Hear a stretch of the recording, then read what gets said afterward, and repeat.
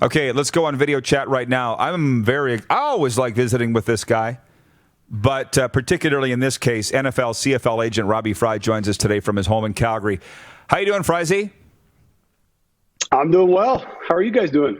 We're doing good. Good. You know, you're a guy whose job is looking after players. And in 100 years of CFL football, there's rarely been a tougher time for players than there is right now. So can I begin there? How are your guys doing? Yeah, most of my guys are doing pretty well. We're all faced with this season of uncertainty, and people react differently to a situation of uncertainty. But I do feel like the morale of most of my clients is pretty positive.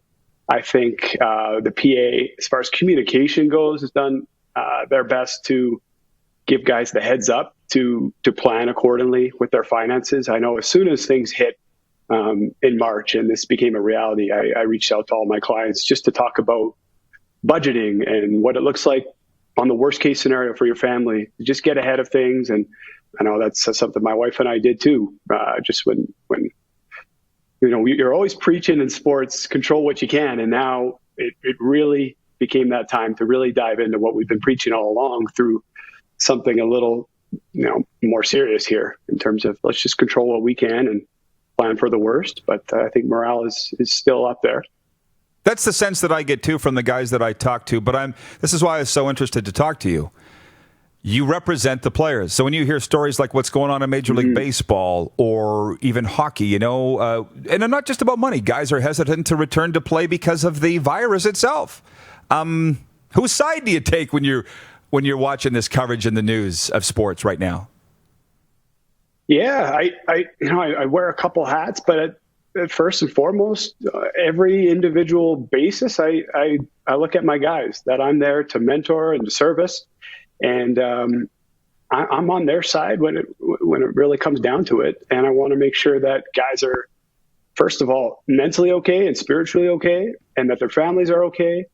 And then I want to see something fair get worked out with however this thing shakes out. Of course, on my other hand, I look at the longevity of the CFL. This is something I've spent a lot of time to build myself and for my family. And it's a blessing to represent players, and I want to be able to do this my whole life. And I hope that I just pray for our leaders in the league that they can do things for the health of the league too, and not completely compromise the health long term for the league to make a few people happy. So there's certainly a balance that needs to be struck. And like I said, I'll just continue to pray for our leaders and hope that we can work this out. Well, see, I'm glad to hear you say that. And for the viewers that don't know, Rob's an original Regina guy, Luther grad. He works under the banner of Gil Scott Sports, and Tim Fleiser's in there.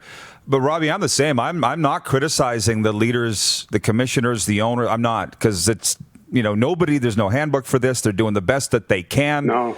Yeah, but at some point, and baseball's really getting it rough right now, their players, it's like, guys, if you don't work together, there will be no league. And just on a smaller level, the CFL is the same. I mean, I would think those are the discussions that you're having in your circles. Yeah, absolutely. And you just think of, the countless amounts of negotiations I've gone through for players.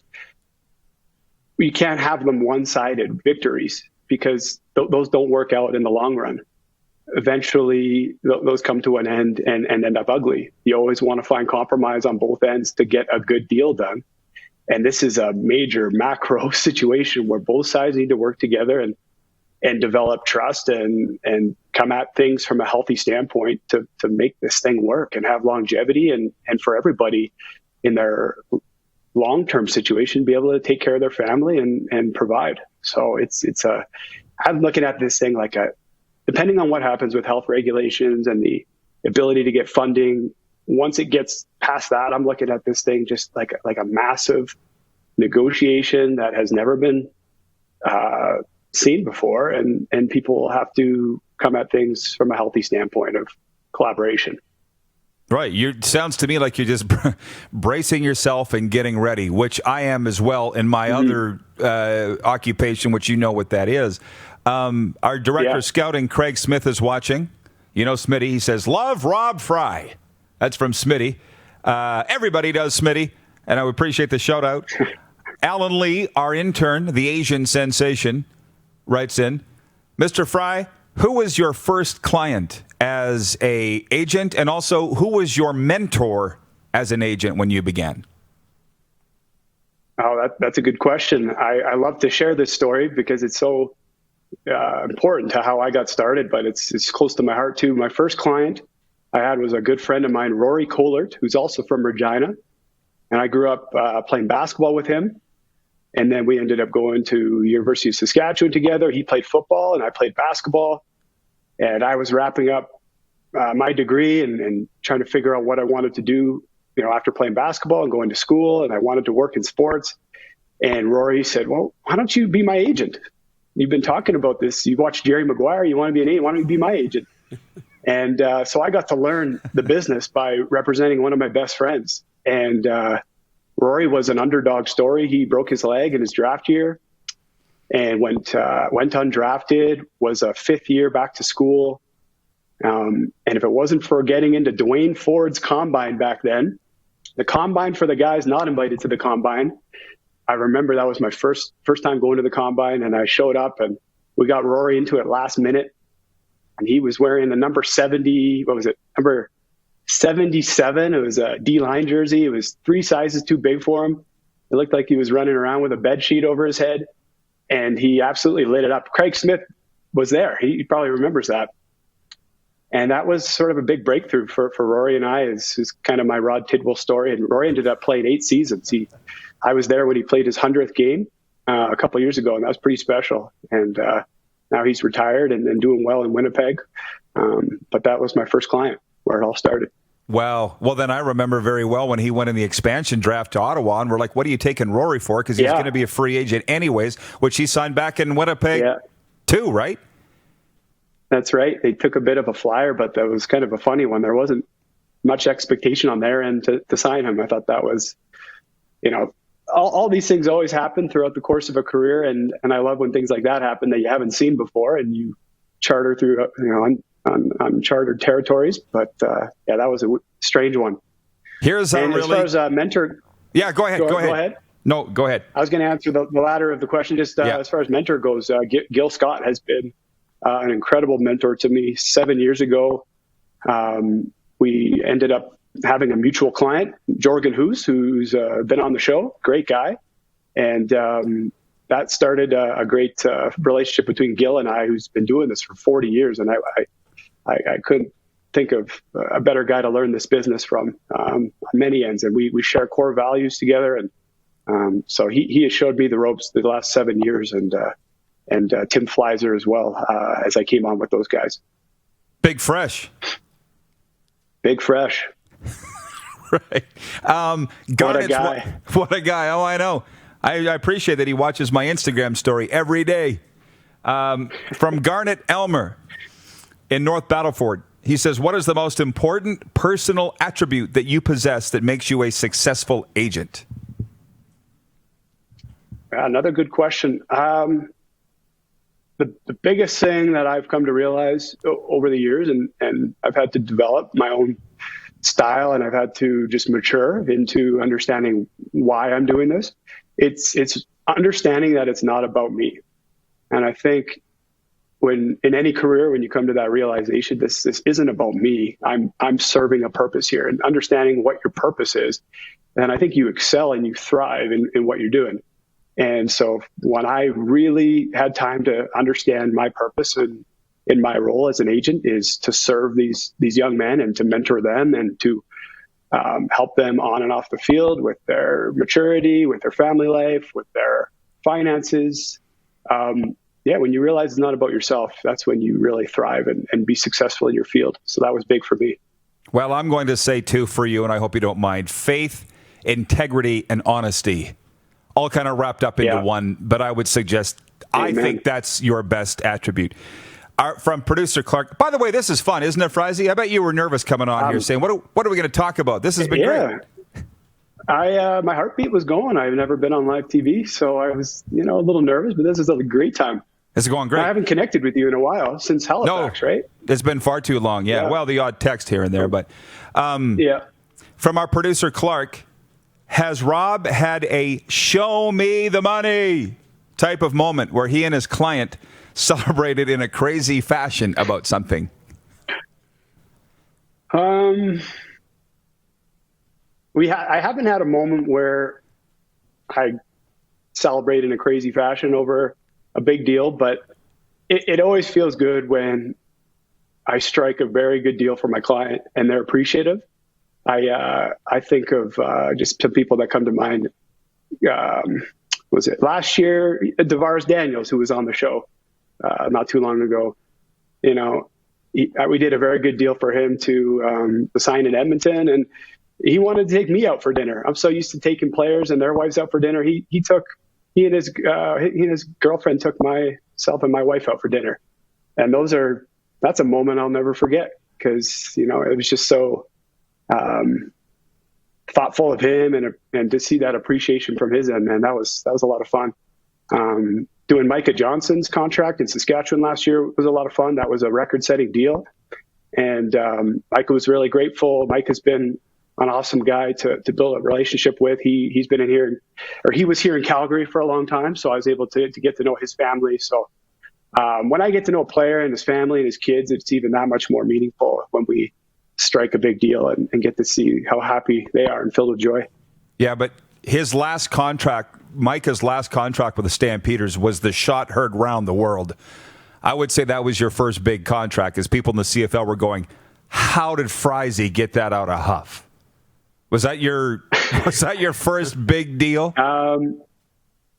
That was one of my first, kind of upper deals in that range, and that one was unique because Huff's an intimidating guy, and he's just such a well experienced man in this business, and that one I did in person, and a lot of deals get done over the phone or through email.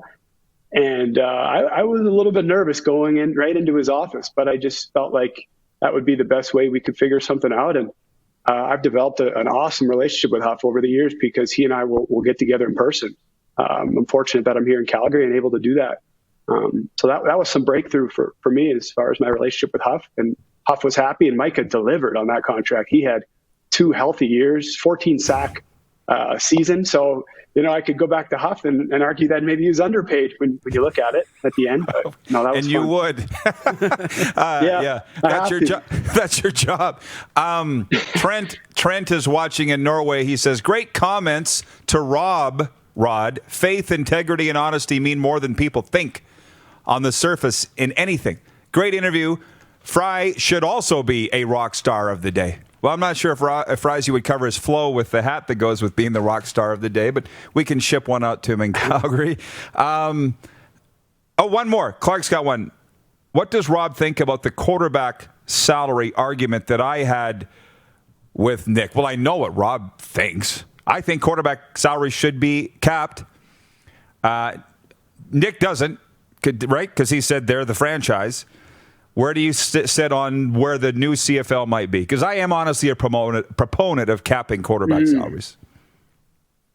Yeah, I see why you would have those feelings. I understand that. I think I was, I actually regretfully missed Warren Moon on your show because I want to go back and watch that. I was having a conversation with one of my clients' dads, who's a big-time CFL follower in South Carolina, Emmanuel Davis's dad.